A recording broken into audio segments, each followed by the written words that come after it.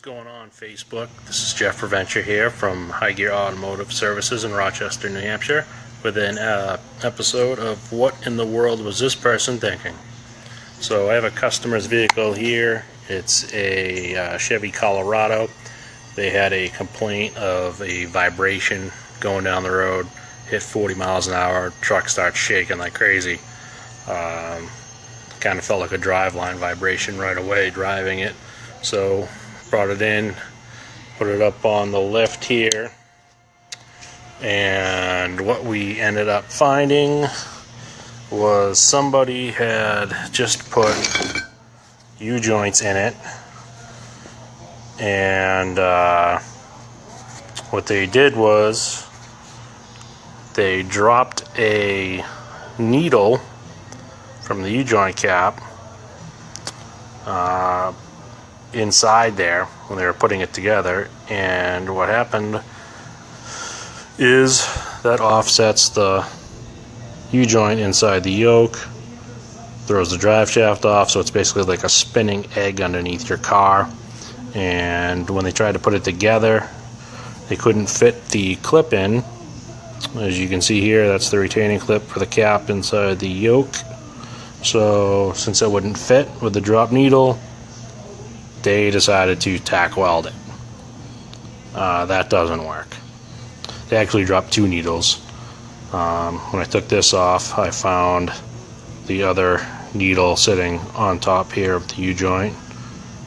But somehow, miraculously, they were still able to put the thing together. I don't know how, because like you see on this side, they had to weld it. But nonetheless, vibrated like crazy. So in turn, took out the bushing inside the extension housing here on the back of the transmission, and the seal was leaking like crazy because the drive shaft was wobbling around and the bushing was smoked. So we look up here, and now we have a new extension housing with a new seal, new bushing in it, new yoke on the drive shaft, obviously new U-joint, and it's nice and snug in there. It doesn't wobble around all over the place like the old one did.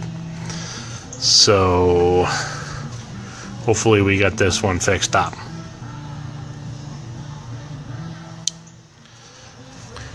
So today's tip of the day is make sure the mechanic you're going to has a clue what they're doing.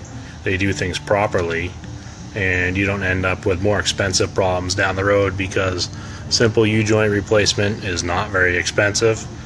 U-joint replacement, yoke replacement, extension housing replacement gets a lot more expensive, and that was the case here. So make sure the person you're going to has a clue what they're doing. I like to think I have a decent idea what's going on, and I do need to be able to sleep at night, so I like to make sure I do things properly. I don't generally like to weld U-joints into yokes. So there's our special edition of What in the World Is This Person Thinking when they did this. Thanks, and have a great day.